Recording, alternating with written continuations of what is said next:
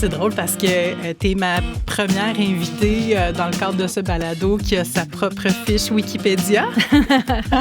J'en suis pas l'autrice. Ça a été quand J'imagine. j'ai été mise en nomination pour le prix des libraires en 2022. C'est apparu. Donc, quelqu'un s'est occupé C'est donc bien de la fun. fun.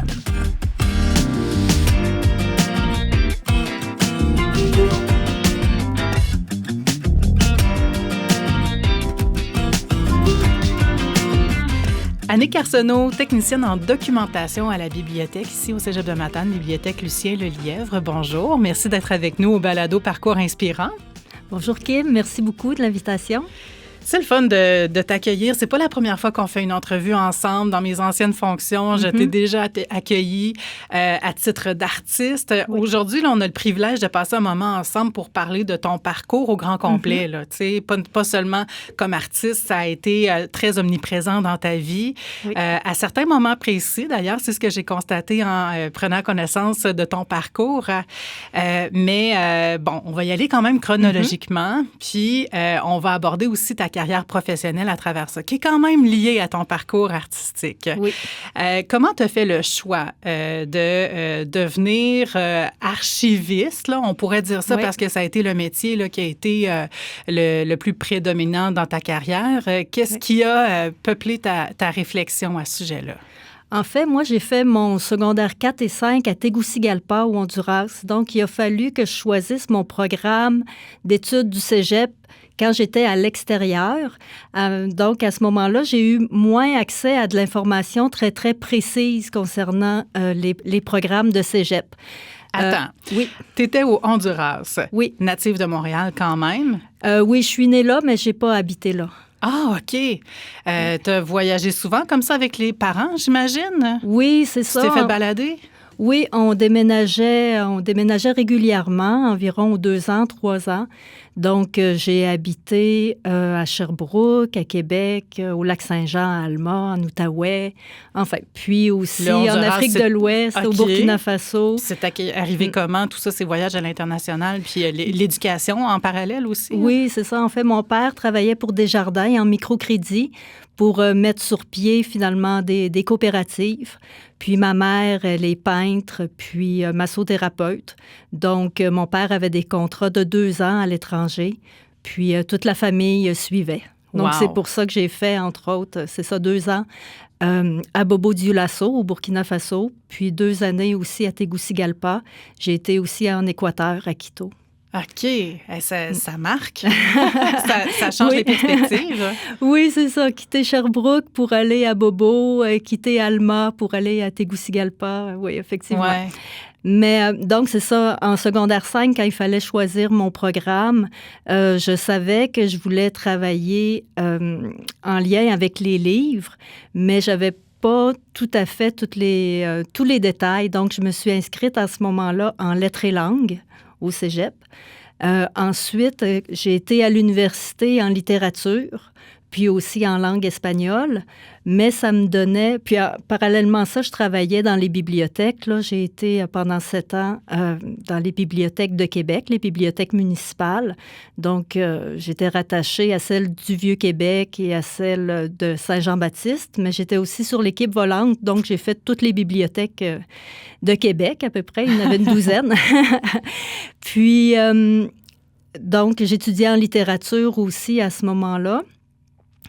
Tout en continuant à travailler dans les bibliothèques, mais finalement, je voulais avoir un métier un peu plus concret, puis ce qui se rapprochait bien, c'était les archives. Donc, après avoir fait mon bac, plutôt que de déménager à Montréal pour aller étudier en bibliothéconomie, parce que c'était le seul endroit où ils donnaient ce programme-là. Mm-hmm. Moi, à ce moment-là, j'avais déjà un enfant, une maison, tout ça. Donc, je suis restée à Québec, puis j'ai été étudier en archivistique à l'Université Laval après mon bac. OK. Ouais. Cet amour des livres, tu penses qu'il vient d'où? La lecture a toujours été très encouragée chez moi. On avait toujours accès à toutes sortes de livres. On allait régulièrement à la bibliothèque. C'est ça, parce que vous avez déménagé souvent. On ne traîne pas tous les livres à chaque fois. Non, mais on s'abonne aux bibliothèques. Oui, c'est ça, toujours. Donc, on en avait toujours sous la main. Donc, ça a été très encouragé. Puis, c'est ça, je suis devenue une lectrice boulimique assez tôt. Ouais. Donc, je savais que je voulais travailler avec les livres, mais je ne savais pas trop exactement quoi.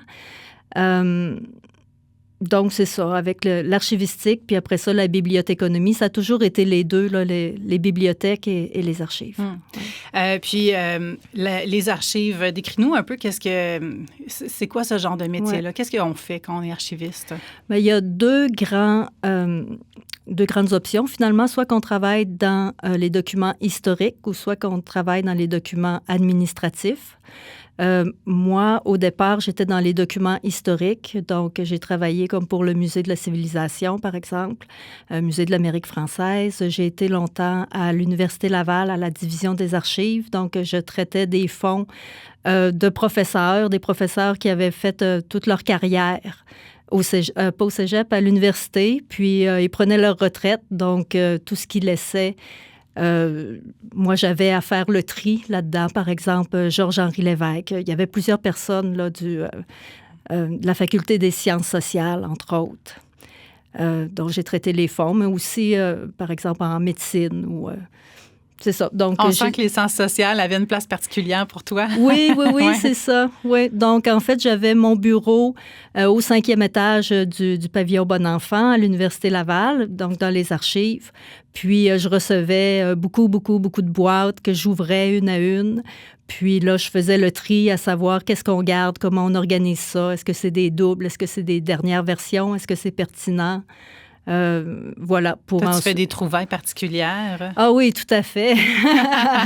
des journaux intimes, de la correspondance. Pour vrai? Oui, c'était vraiment... Entre autres, Marie-Claire Blais avec le père Georges-Henri Lévesque, la correspondance qu'il y avait. Oui, il y avait vraiment des trouvailles. Des fois, il faisait des scrapbooks, des choses très intimes, des photos, beaucoup de photos. Quel sentiment ça t'apportait de tomber sur de l'intime comme ça? Un lien privilégié. Je rentrais vraiment dans un autre univers, puis pour découvrir finalement ce qui nourrissait ces gens-là profondément et non pas juste seulement ce qu'ils pouvaient dévoiler professionnellement, mais aussi, par exemple... quelqu'un s'en va en mission à l'extérieur. Oui, il y a un rapport, un bilan, tout ça, mais il y a aussi ses photos de voyage, son journal, tout ça, sa correspondance. Donc, ça amenait vraiment beaucoup plus de nuances, puis de profondeur aussi. Est-ce que ça t'alimentait au niveau artistique? Ça l'a alimenté peut-être ma rigueur, puis mon sens de la recherche aussi.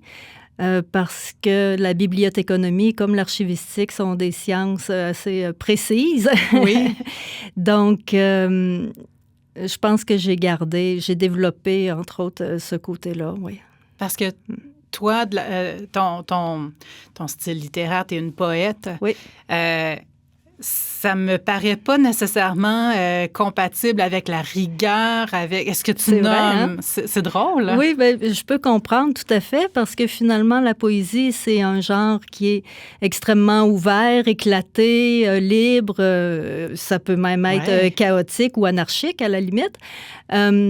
Mais pourtant, il y a, en tout cas, pour moi, il y a une structure quand même très organisée. Le choix des mots, le souffle, les vers, la construction, tout ça. Puis ce qu'on dit aussi, souvent, moi, c'est ça, je peux faire des recherches pour m'assurer que ce que j'avance est vrai. Ouais.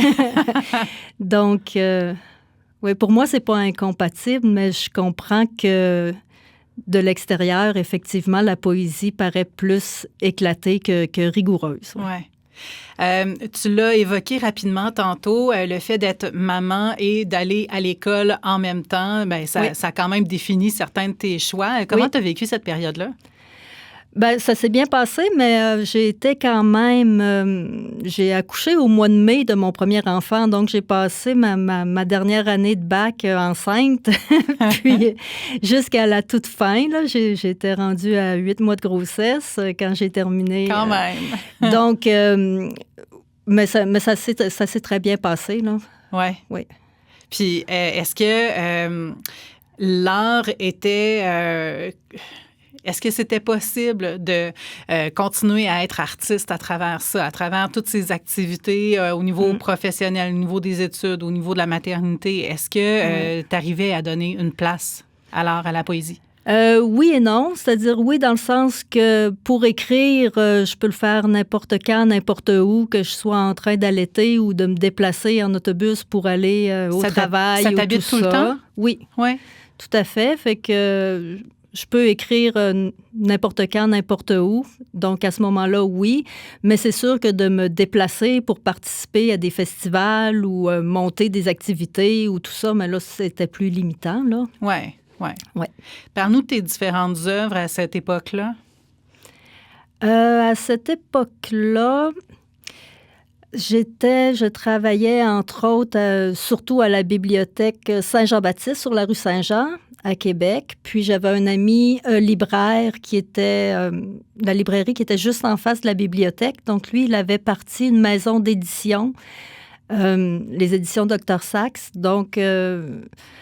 je travaillais beaucoup avec lui de façon bénévole. Là, c'était pas une maison d'édition c'était officielle. Pas gros, okay. Donc, oui, c'est ça. On recevait des manuscrits, on faisait de la mise en page, on faisait des photocopies, on vendait les recueils $1, $2, $5 sur la rue. Donc ça occupait beaucoup de mon temps. Moi, j'avais publié 2 textes là. Deux petits recueils, plus des textes. On avait aussi une revue en ce moment-là. Fait que ça a été une partie de mon implication artistique à ce moment-là. Plus quelques activités. Je me souviens d'avoir été poète en résidence dans un bar sur la rue Saint-Jean, au Sacrilège. Donc, pendant le 5 à 7, là, il fallait que j'aille réciter des poèmes. De tes poèmes à toi? Oui, okay. Tout à fait. Non, c'était... C'est là que ça prenait une grande rigueur pour continuer à créer continuellement. Oui, mais ça se passait très bien. Quand je commençais à lire, le silence se faisait dans le bar. Je me souviens que c'était une belle... c'était des belles expériences quand même. Puis, à ce moment-là, c'est ça, c'était moins organisé. On faisait avec des amis, c'était plus des choses un peu... pas tout à fait improvisé, mais moins planifié, puis pas nécessairement... pas pour lesquels on dépose, par exemple, une demande de bourse avec un budget, un échéancier et tout ça. À ce moment-là, on faisait des choses... pour le plaisir. Pour le plaisir, selon ce qui se présentait. Ouais. Ça devait être une période enrichissante. Hein? Oui, tout à fait. Oui, j'en garde d'excellents souvenirs. Oui. Comment ça s'est poursuivi ensuite? Là? La suite de ton parcours, je sais qu'à un moment donné, ça t'a amené à Saint-Ulrich à faire un grand changement de vie. Entre les deux, qu'est-ce qui s'est passé? Je travaillais, c'est ça, à l'Université Laval, mais j'étais toujours attirée aussi par les bibliothèques, mais c'est aussi qu'à l'université, j'étais à contrat toujours. Donc, c'était des contrats de 6 mois, 2 mois, 1 an, mais où est-ce que j'avais absolument pas de stabilité, je veux dire... de sécurité financière à long terme. Puis à ce moment-là, j'étais monoparentale avec 2 enfants. Pas de vacances, pas d'assurance. Oui, à un moment donné, rien du tout. Donc, on peut aspirer à avoir une meilleure qualité de vie. Oui, c'est ça. Donc, c'était un peu précaire. Puis à ce moment-là, je venais passer mes vacances d'été chez des amis qui habitent à Petit-Matane. Donc, j'arrivais avec mes 2 enfants, ma tante, et je plantais ma tente sur le bord de la plage.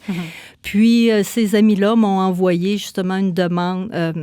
une offre d'emploi ici au cégep, puis ça correspondait bien à ce que je voulais, dans le sens que c'était à la bibliothèque, mais ça intégrait aussi la gestion documentaire, les archives, puis c'était un poste permanent, temps plein, tout ça. Donc, j'ai appliqué, je l'ai eu. Et me voici. Depuis combien de temps que tu travailles ici? Depuis 2008. 2008. Oui, c'est ça, 18 ans. Est-ce que ça a été difficile pour toi de te déraciner? Bon, tu avais quand même certains amis ici, oui. Mais quitter la grande ville, on peut le dire, Québec, c'en est une.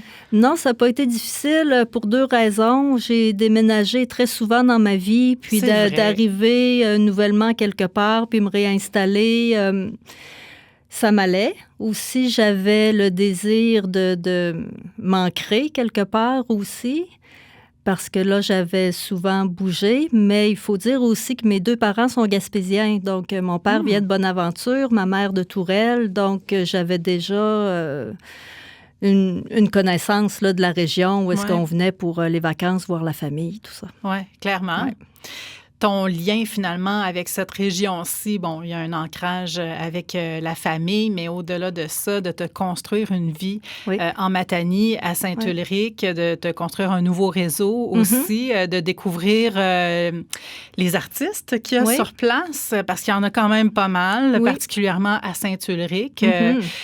Comment tu vis cette nouvelle vie-là? Bien, c'est drôle, mais j'ai fait beaucoup de liens entre le quartier Saint-Jean-Baptiste à Québec et le village de Saint-Ulrich. Je trouvais qu'il y avait beaucoup les mêmes... les liens avec les voisins, faire des choses en commun, partager les ressources. Je trouvais que ma vie dans Saint-Jean-Baptiste était similaire à une petite vie de village. Donc, les liens se sont faits rapidement. J'ai mis sur pied les boîtes à livres, par exemple, puis je m'impliquais dans différents comités, le comité de développement de Saint-Ulrich. Puis, donc, les liens se forment naturellement. Puis ça t'a peut-être aussi redonné le goût de faire de l'art plus professionnellement, parce qu'il y a eu quand même une pause. Là. On sent entre 2007 et 2021, il y a eu une pause. Bon, on a parlé de maternité, c'est peut-être aussi un peu ça. Les défis de la vie, peut-être, mais les écrits ont toujours resté. T'as toujours continué à créer? Ou, En fait, il y a eu une pause d'écriture dans ma vie. Pour toutes sortes de raisons, personnelles, professionnelles, c'est un peu, mais surtout personnelles. Mais après ça, c'est ça, oui, effectivement, j'ai eu un moment où j'ai complètement arrêté d'écrire, mais après ça, je m'y suis remis, puis voilà, j'arrête plus.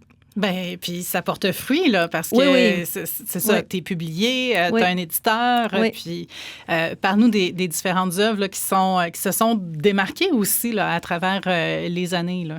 Oui, en fait, quand j'ai recommencé à écrire, j'ai envoyé un manuscrit aux éditions de l'Écrou. Ça, c'était en 2021. Donc, comment tu te sentais en l'envoyant? Là? Ça, c'était une grosse étape? Hein? Oui, c'était une grosse étape. J'avais déjà publié des livres avant, mais ça faisait quand même une dizaine d'années. Puis, peut-être même un peu plus. Puis, donc, oui, j'étais fébrile, mais tout de suite, ça a pris à peine un mois. J'ai eu une réponse, puis il était extrêmement enthousiaste. Donc, ça m'a beaucoup rassurée. Donc, il y a eu ce livre-là, Habitante, qui est paru il y a déjà 5 ans. Mais après ça, les éditions ont fermé. Donc, je me suis retrouvée, c'est ça, sans éditeur. Mais... en fait, ça a été une vraie joie là, de publier aux éditions de l'Écrou. Ensuite, j'ai fait un livre publié chez Soulière, un livre pour enfants qui est illustré par Christina Lameur.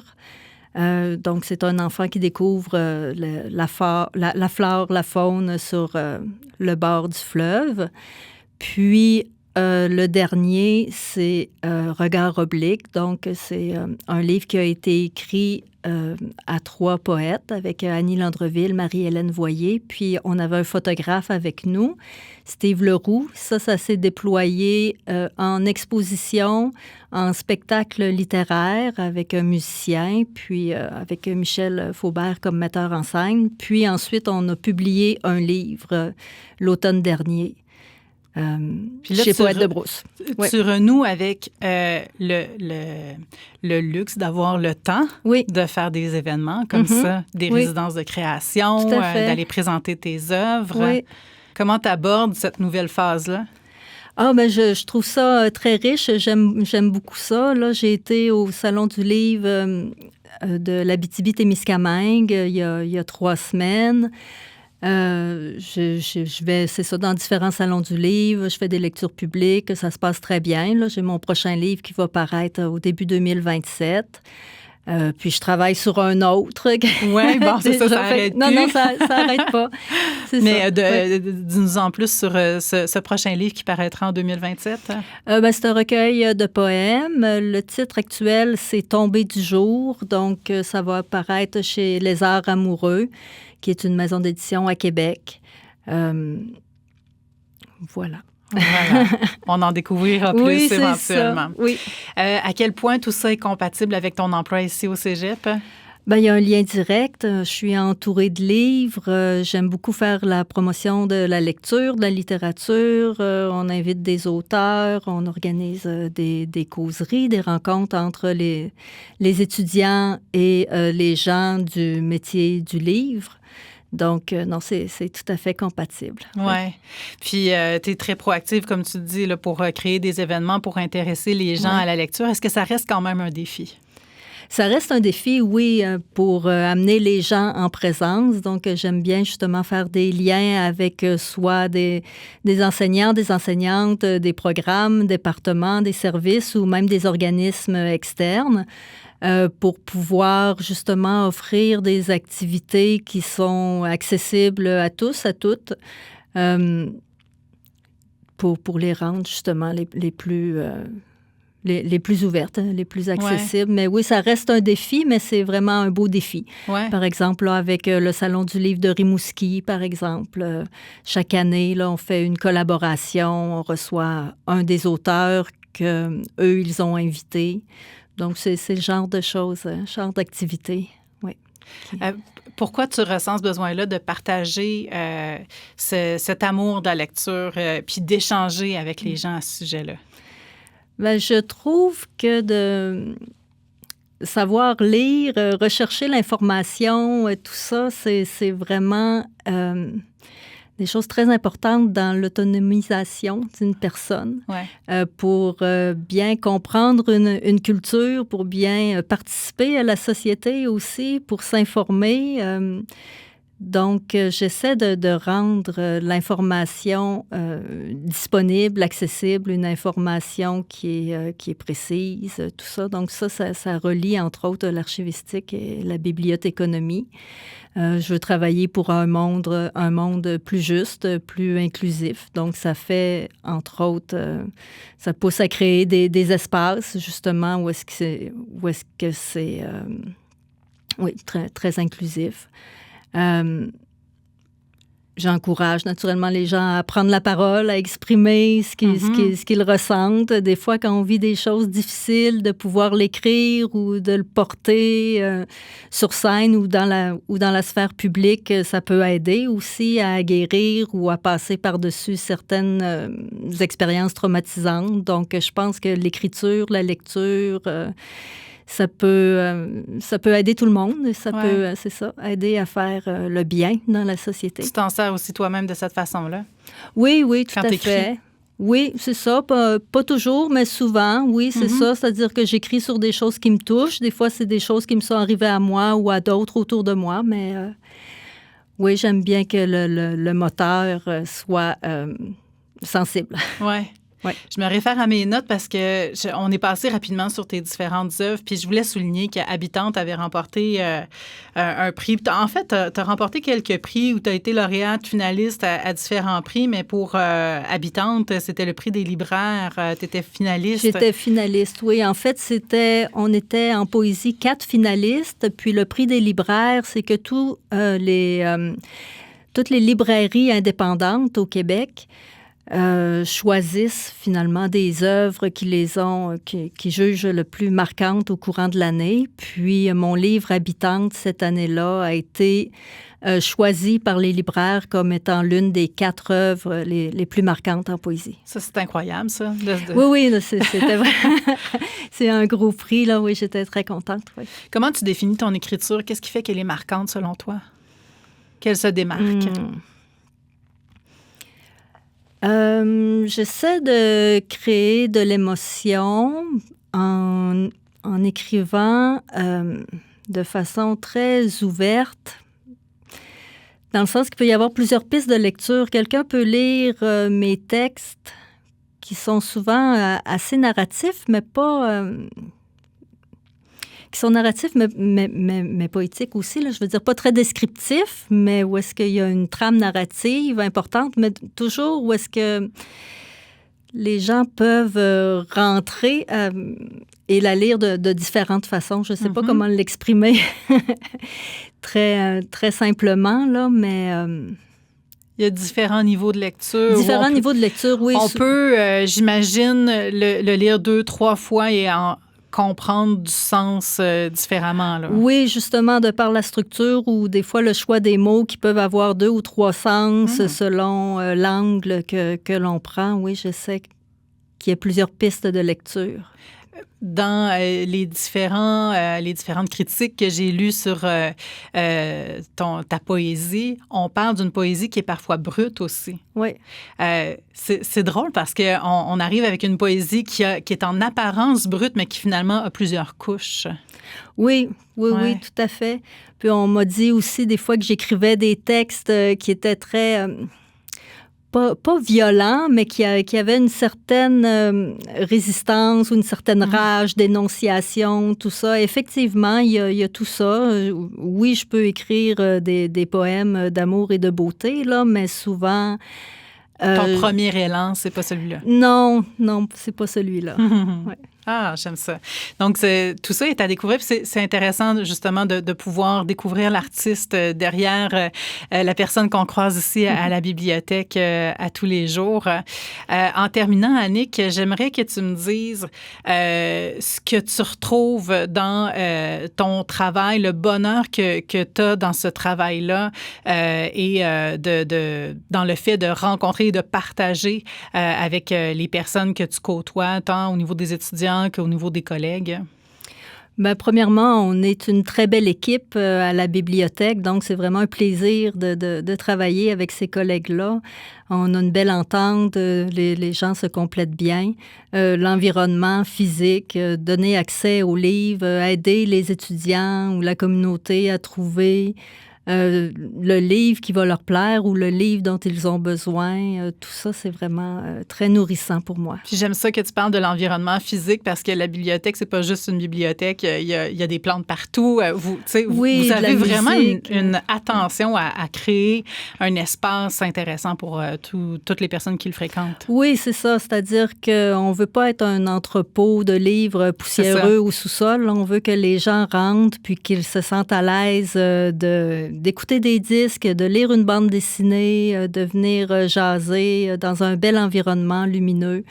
On a des jeux, on a toutes sortes de choses, des jeux d'échecs, par exemple. Puis voilà, on veut que tout le monde soit bienvenu. On a même un hamac. Ben oui. Donc, des fois, ça peut être important pour tout le monde d'avoir un refuge. Des fois, on ne veut pas nécessairement être en public ou dans un groupe. On a besoin de plus de silence ou de se retirer. Donc, la bibliothèque offre tout ça, des espaces accueillants, chaleureux. Oui, c'est le cas. Annick Arsenault, merci beaucoup d'avoir été avec nous à Parcours Inspirant. Puis bonne suite et on a hâte de lire tes prochains écrits. Merci, Kim.